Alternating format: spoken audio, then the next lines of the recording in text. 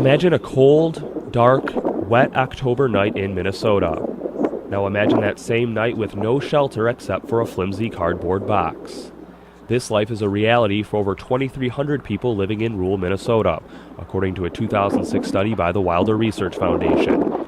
On Friday, over 150 people stepped out of their warm, comfortable homes to walk in the shoes, or more appropriately, sit in the box, of those who live every day on the streets. Really one of the focus areas to ask them really that when they're complaining, because I know we will, oh, it's cold, to really turn that around and just connect their heart with the homeless, knowing that there's people out there right now that don't have a place to go in the morning, that this is their reality, and to really connect it to the meaning behind what we're all here for.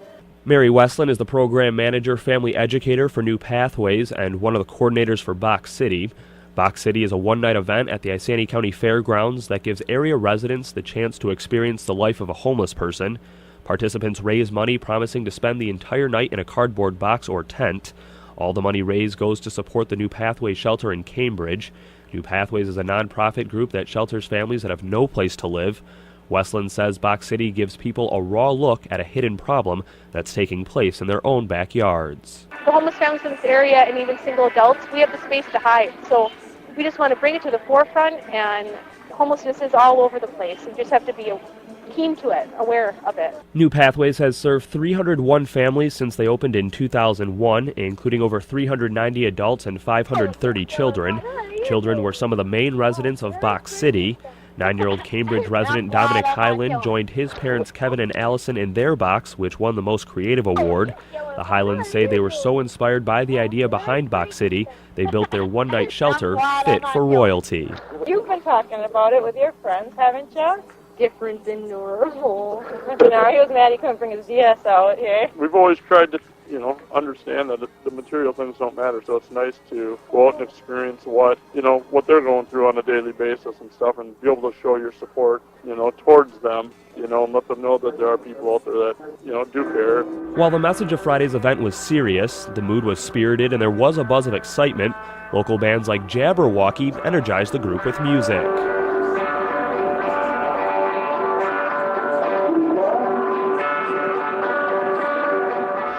Dr. Ray Magnuson is the New Pathways board president.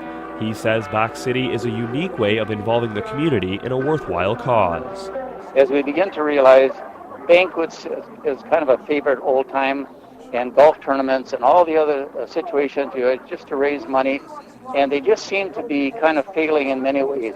And we thought if we could get the kids involved in the Pickham counties, that's Pine, Isanic, Kanavik, and Mille Lacs, and that's why it just to prove to me East Central Minnesota, and proving to area that this is an area that is in need as well. And I think that you have really demonstrated your faithfulness.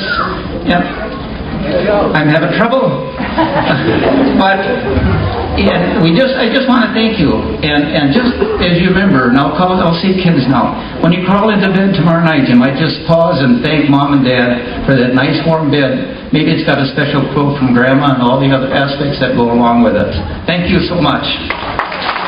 Marcy, whose last name we will not use due to privacy, will go home from Box City to the comforts of her East Central Minnesota apartment.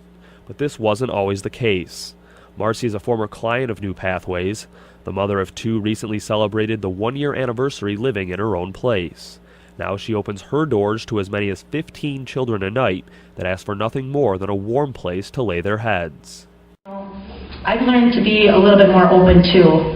I don't know if anybody here tonight realizes how many children in Cambridge alone have nowhere to go. I open my doors freely. I have anywhere from 10 to 15 kids on my living room floor at night sometimes when it's too cold outside. It's a cause that I really feel near and dear to my heart because I've been there. Marcy received a resounding ovation from those who listened to her story. She then received hugs from those like the McCarthy family, who raised the most money for Box City. We were thinking $400 was going to be something to raise that, and then the money just kept coming in. We set up outside after masses and set up there, and boy, people were very generous there as well. Julie, Maggie, Patrick, and Dave McCarthy raised over $1,100. The family from Stacy says the support and turnout for Box City shows community spirit at its finest. With the mortgage crisis being what it is, I think with Minnesotans knowing how cold it is, we don't mind missing a night of sleep knowing that we can go home to our own home.